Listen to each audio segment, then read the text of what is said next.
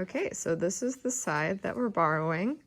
It's from a co-worker's grandmother, and it used to belong to her grandfather. So this is a couple hundred years old. I don't know generations. Co-worker, I would call Nate a friend. Oh yeah, Jess's co-worker, but our friend. Does Nate watch my videos? He watches a lot of your stuff. That's how he knew you wanted a scythe. No, I put on Facebook that I was looking for a scythe. Okay. He does not watch my videos. I don't know what he does and doesn't watch. I just... Wishful thinking. So this is the scythe that we're borrowing. It's from a friend's grandmother, and it used to belong to her grandfather. So it's a few generations old. A couple. 3, 4. Well, if it gets to me, then that's about 4. What do you think the blade's made out of? What metal? Steel. And it's not as rusty as we anticipated it being. This was straight out of her attic. So we will have to condition this a little bit, get the blade a little bit honed, because it's not sharp to the touch, but you can tell that there is a blade. So that's one step forward. And then the rest, what wood do you think this is? Oak? It's got to be a hardwood of some kind. Yeah. Looks like oak. Probably oak. Most handles are made out of oak. Yep. So, here we go. Hugo, are you gonna help with the harvest today? Are you gonna burble? Yeah, he's our burble manager in charge of burbling. Oh, cool. So this one's technically a bench stone. It's not oval. Can you take it out of the box so I can see it? So the ones that I've researched are oval, and they're usually 2 separate stones instead of coarse and fine side, but I think this will work pretty much the exact same way.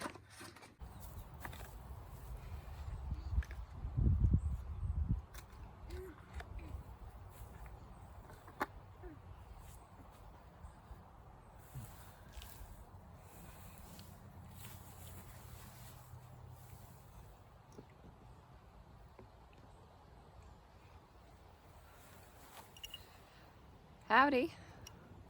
Today is harvest day, so I'm sharpening my scythe that I'm borrowing with a bench stone, a combination bench stone. Normally the whetstones for sharpening are separated into 2 actual stones, a coarser one and a finer one, but this one is a combination one, and it says it's pre-oiled, so I will not need to be working with any oil. I usually dry sharpen anyway for like cooking knives, and for a scythe I'm kind of just scaling that same principle up. And I've checked out the scythe itself, and it's got, you can kind of see the contour here where it's the same thickness for this stripe, and then it tapers here. And you do sharpen on both sides of the scythe, but if you're ever hammering to get this beveled edge back, like if you sharpened it down to almost this thicker stripe here, then you'll need to hammer this down again to make a taper, so that when you do sharpen you can get a finer edge instead of a blunt edge. But since this looks pretty consistent all the way up and down, I'm not going to do any hammering at all. I'm just going to hone the blade by running the stone on either side.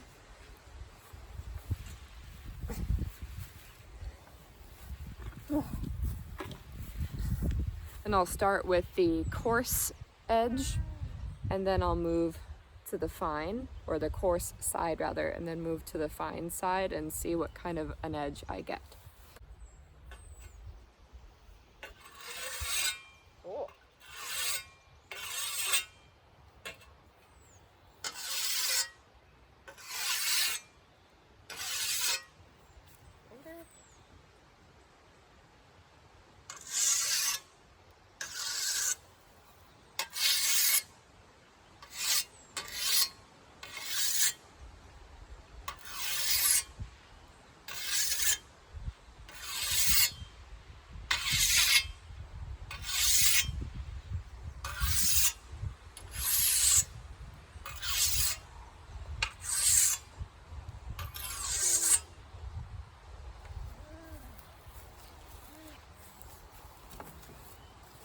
let's see if this will show up. So after a few strokes, I've noticed that I'm starting to get through this layer of rust to the actual steel. There, it's starting to shine through. So we're not doing a whole lot of removal. I can already tell this is feeling much sharper. I wouldn't want to run my hand along this. This feels pretty serrated now, or not serrated, but sharpened, honed. And I can tell that it's worn, and that worn feeling on the actual blade makes it, if you look really closely, a little bit serrated. So yeah, definitely watch your hands, but that didn't take many passes at all.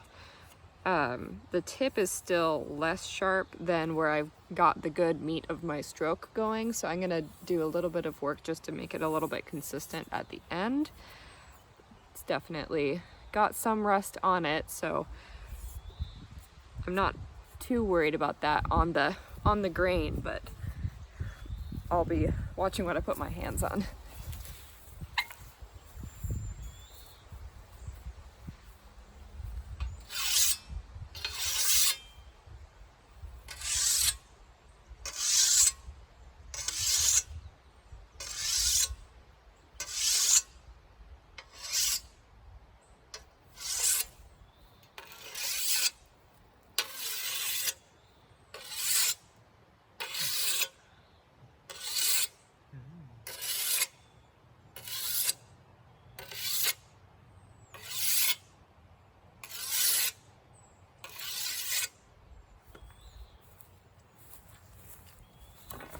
All right, that worked really well. I'm just gonna do, Jess is over there with Hugo. I'm gonna do just a little close-up of how I am actually going through my passes. So I take the whetstone at an angle and I try to match the angle of that farthest groove over here, that farthest contour, so that I'm not like approaching it straight on and dulling it, and I'm not going straight up and down and missing the edge completely. Whoops. But I do a stroke all the way down the blade, and then I do the same on the other side. And now I'll be doing the fine edge just to get that edge even farther. And I also try to pull in a downwards direction instead of pushing up as I go, to increase the space of the contour that is sharp rather than potentially take off some of my sharpened edge.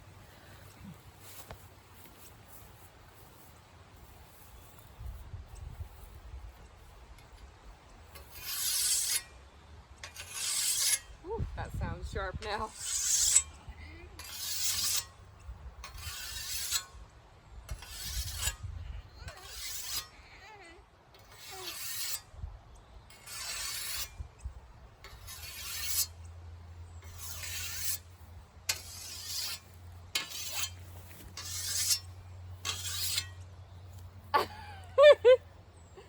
You gotta feel how sharp this is now. There's definitely a difference.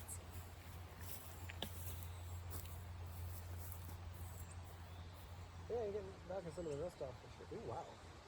Yeah, Wow, that's actually really, that's pretty sharp. it's actually better than I expected it to be. That's what I'm aiming for, which is kind of weird to say out loud, but there it is.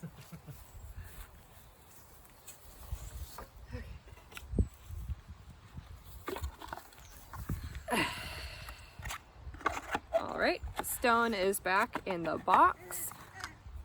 I'm gonna scope out which end to start at and what angle to put the camera at. And let's see. If you start on the shady end as you go, then that will be in the shade by the time you're... Oh yeah, that's true. Jess suggested I start on the west side. So if I work my way east, the shade will travel with me and I'll always be in the shade. And I like that. I need that claw tool because I don't have a sickle. So instead of gathering bunches up with a sickle, I'll probably just use that tool, and I'll probably have to break this width into 2 passes just to get all the rye stacked up on one side. I'll be doing bundles with the actual rye, so I'll just be sectioning those off.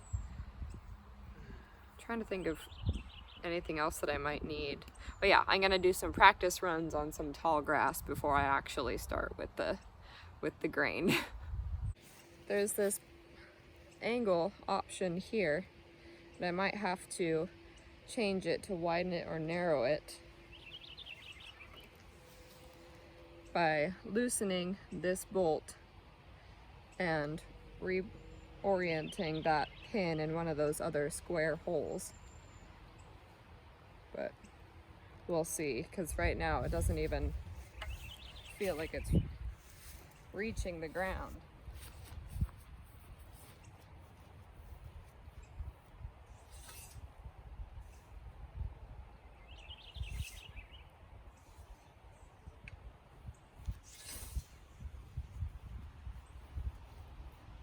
Not sure how to do this.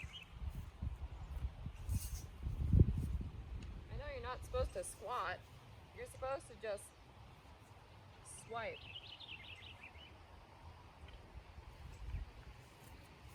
Gotta Google it again.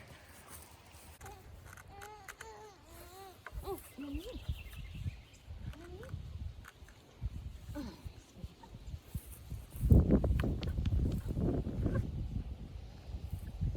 but I couldn't get it. Oh, it's moving more for you.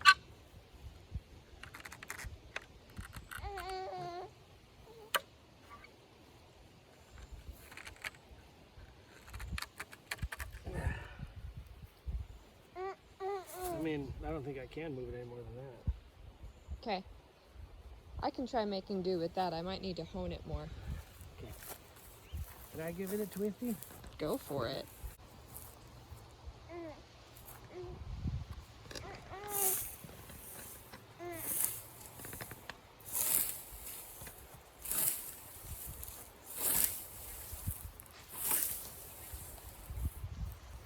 Yeah, you have to bend down a lot to do it. Bend your knees more. You're supposed to like almost crab walk.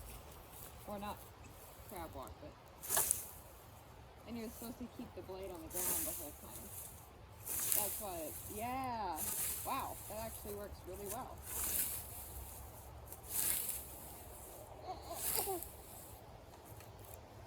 Remember when you said that you refused to help me with the wheat and the grains, and now you're like, can I please just use your side to cut your rye?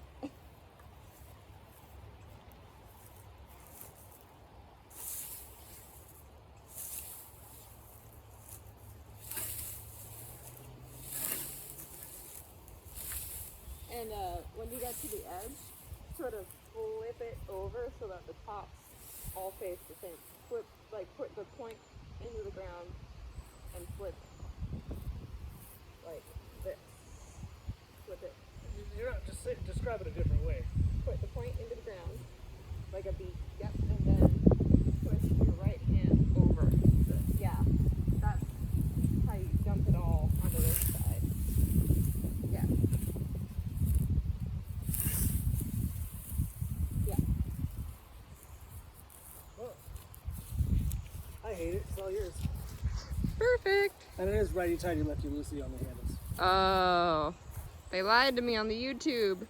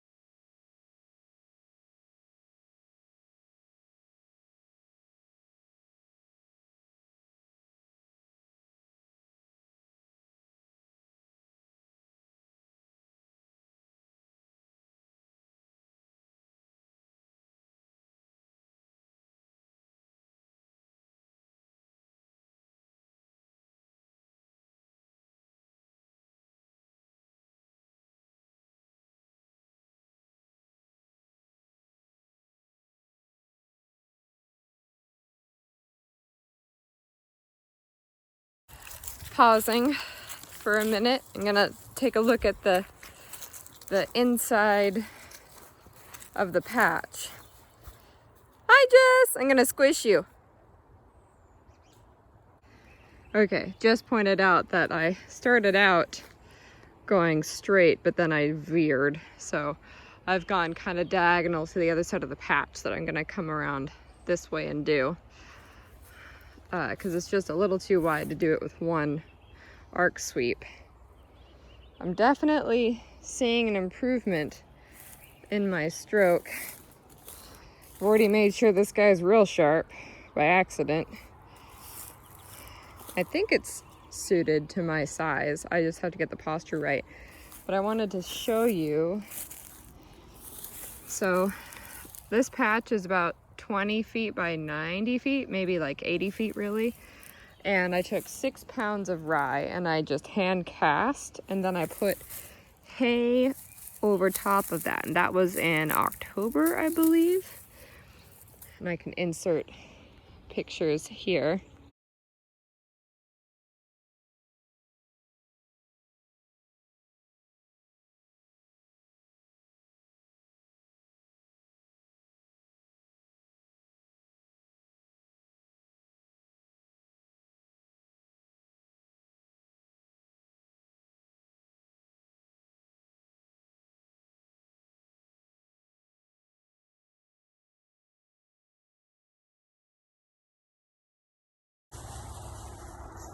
What are you doing? Spreading the hay. Then after this, all I have to do is wet it with the hose, and we're planted for the whole season.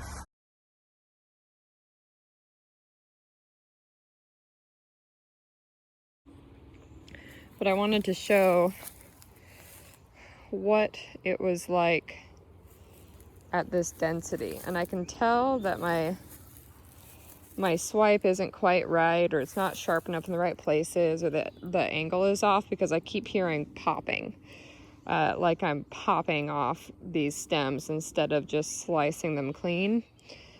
And I'm also seeing some with root balls on the bottom, so it's like uprooting them, which is not ideal, but I think I'm getting into a little bit more of an ergonomic flow.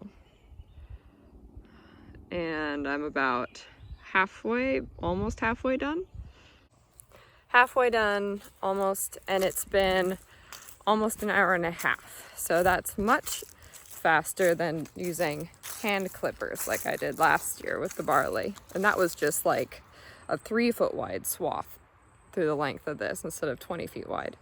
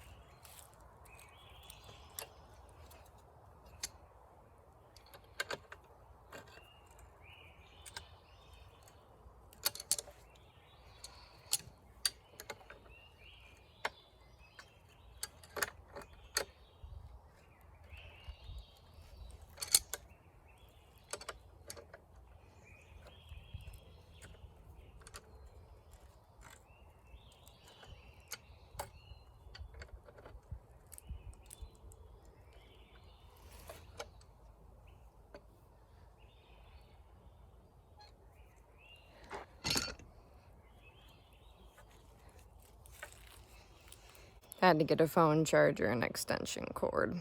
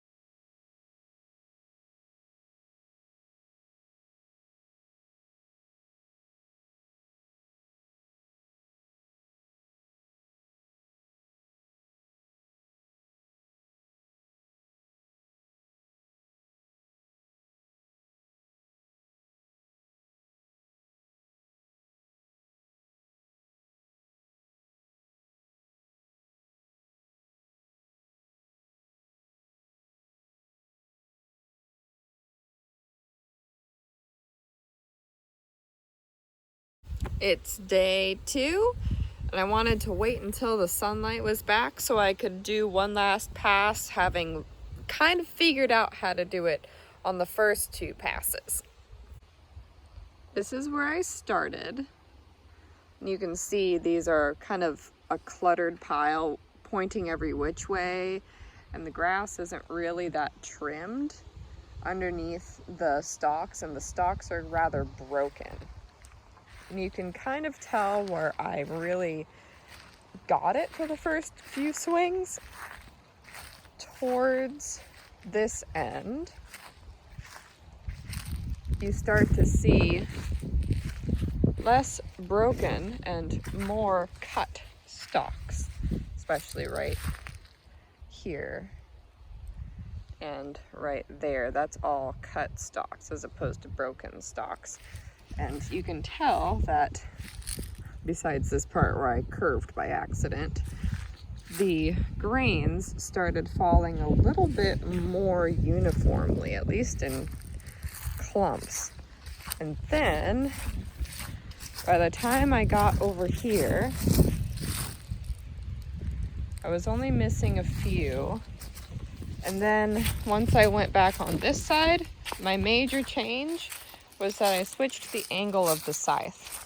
So instead of having an angle kind of like this, or rather it's facing the other way, so pardon my thumb, but if this is the handle and this is the scythe, instead of going like this, I changed the angle to be a bit wider, so it was more like this. And instead of getting caught in the crook where my fingers meet of the actual scythe, it started cutting the rye as I was passing.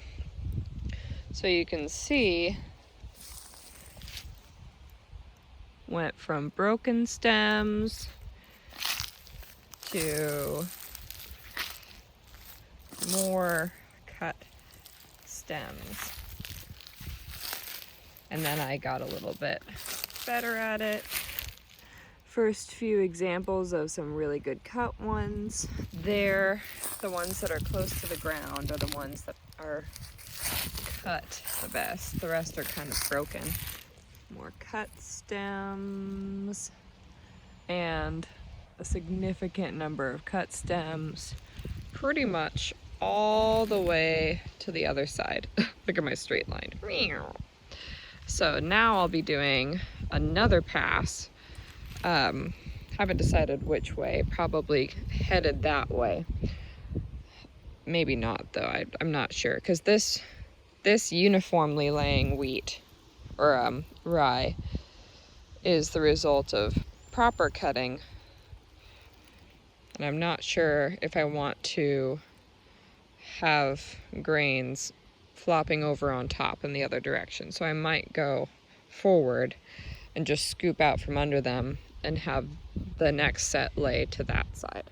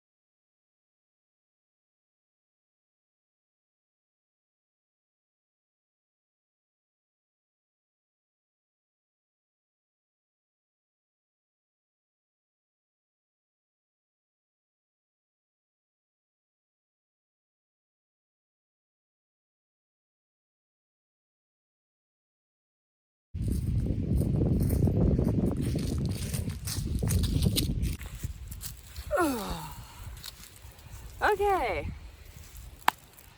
my takeaways from working with a 100-year-old scythe and a whetstone for sharpening on my winter rye that I planted in October, November, and it is mid-July that I am harvesting.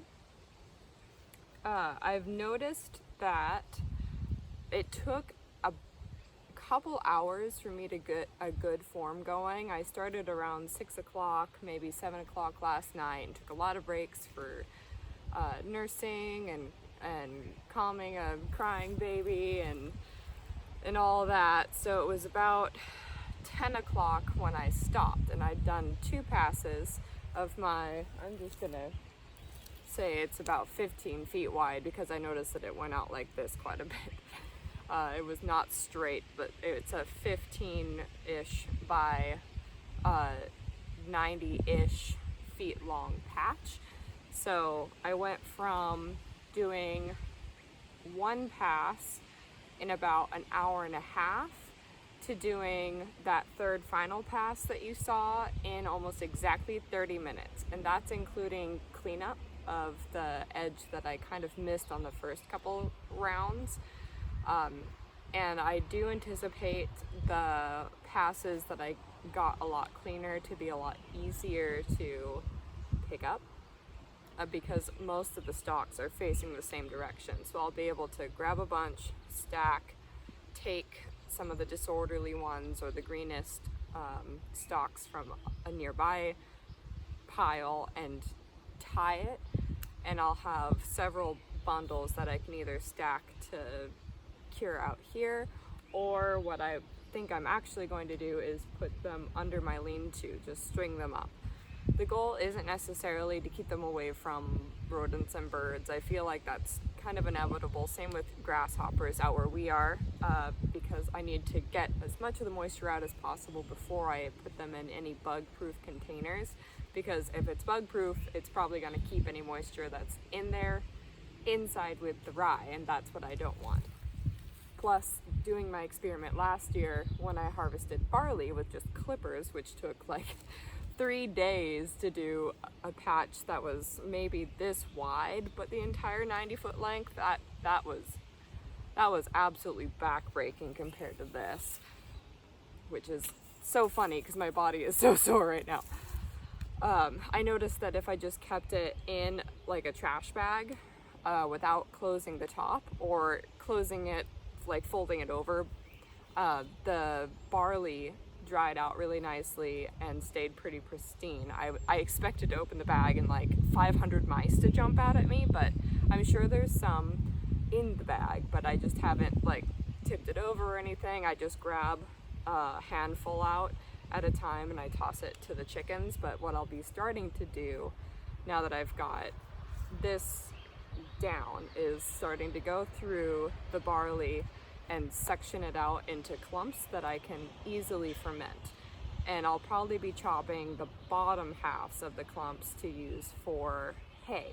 So I want to have some of the sheath material just so that I can easily pick up a bundle and toss it in. I don't have to work with grains that are loose, but I'll be sprouting those for the chickens once the foliage starts dying back here, and I'll be able to toss one in every day or one in every week or however it ends up. But this rye is for me. The barley was originally for the birds. I noticed that form-wise, this was a lot easier to handle when I had the correct angle.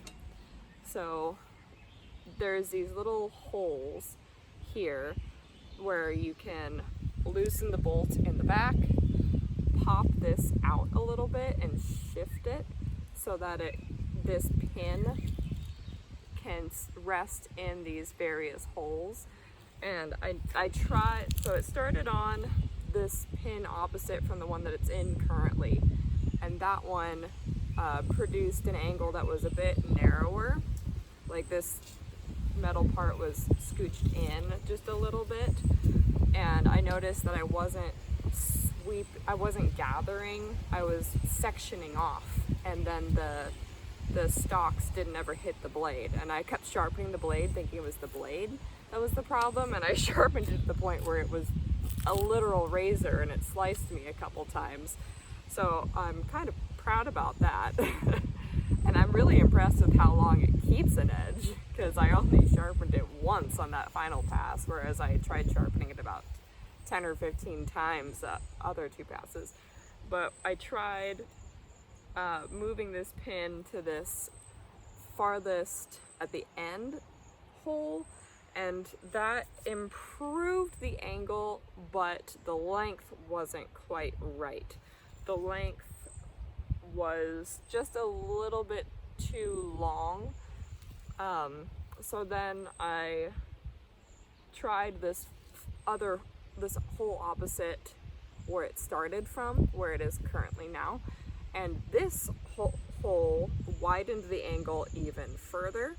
So that continued to improve, and I noticed that the length settled quite a bit. I noticed myself getting tired because I was manhandling the stalks all the way on the first two passes, but once I relaxed, then I took smaller strides. I didn't reach out farther, I just swung from my hips, and I didn't push my arms back and forth, and I noticed that my arms pretty much just held the frame of the scythe in place and didn't move once I relaxed and kind of just crept along. And instead of trying to gather with the entire scythe, I just tried to gather with this tip, so that all of the stalks had to run against the blade before they reached the pommel, the wood part. And that kind of cinched the deal between figuring out the angle and figuring out where to gather from instead of using the whole scythe like an arm to sweep everything. If the scythe was an arm, just gathering with the hand, the end of the thing that is gathering. That way it ran across the blade part, if we're continuing with the arm metaphor, before it reached the gathering destination, which would be on my body, it would be my shoulder, but on this, it would be this joint right here. And I noticed that if I gathered correctly, here, this is the way it was facing when I was scything, it would cluster up right here. All of the stalks would be pointing the same direction, and then they would get flopped over to the side, to the left of me as I was passing through. So all the stalks wound up getting tossed into a uniform stretch, a uniform pile. I noticed that if I was not cutting stalks, if I was sectioning off instead, and I just was having to do 4 passes over the same spot, it was most of the time because I took too big of a step, or I was reaching forward with my arms and taking the correct length of step. So what worked for me was tilting this tip of the blade out just a little bit before I did my swing, and then doing a swing from a stationary hip position. But instead of positioning the scythe like this and trying to rock it forward, I tilted it out just a little bit and I pulled back towards this other side. And that really worked for me. If it was an aerial view, it tightened my circle that the scythe was actually cutting, but it made each progressive increment forward just a little bit smaller, which was fine because I would much rather scoot my way from one side of this field to the other in 25 minutes or less than take 3 hours and go through it 3 or 4 times. It was it was really satisfying, and the motion was so much more consolidated once I understood how it had to sit in my body. And this should probably be adjusted to fit me a little bit more than it does. This bottom handle was really the one that I was questioning. Luckily, this one reached my armpit, which was, if I just stood this up, this would reach my armpit, and that's generally a good placement. But this guy was a little suspect. So if this was my scythe, I would work to unscrew this, shift it where it needed to be, and screw it back. I would also potentially work on a new angle for the blade, but I'm not sure if fixing this would rectify that problem as well. I noticed that when I was cutting the rye successfully, I was not really cutting the grass that was growing up through the rye, which surprised me because I anticipated that doing this correctly meant it took out everything that it swiped, like a magical Gillette Fusion razor that's huge that just like clean sweeped, like in the commercials, from right to left in this big arc. But what really happened was it sliced the thicker stalks. So anything that had a dry, thick stalk that generally wouldn't flop over too much, I would catch and I would slice. If my form were better and this were more fitted to me, I'm wondering if it would cut the grass as well and do more clean arcs as opposed to just getting the thickest parts or catching the thickest parts and slicing those. Oh, also, this was scary on the back part. Going like this on the side was great. Coming back around, always pull down or else you're going to slice your hand. I did it a couple times and that was terrifying. Thought I was gonna lose a finger. And what I used to unscrew the bolt were channel locks, just regular old channel locks. And the back is adjustable. So I found what worked and I just kind of eyeballed the width of the bolt and then I unscrewed it lefty-loosey, righty-tighty. There's probably a more efficient way to do it and a better tool to use that won't dull all the corners of the nut, but this is what I did because I didn't want to rummage with a giant scythe in the shop trying to match up. My eyeball is not that good. I needed something that could account for my lack of sight.